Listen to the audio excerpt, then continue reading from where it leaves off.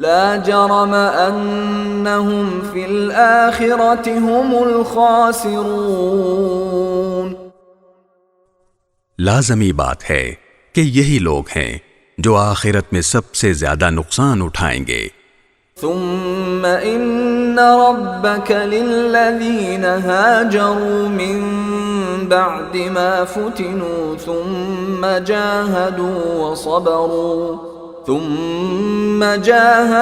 وصبروا ان ربك من بعدها لغفور رحیم۔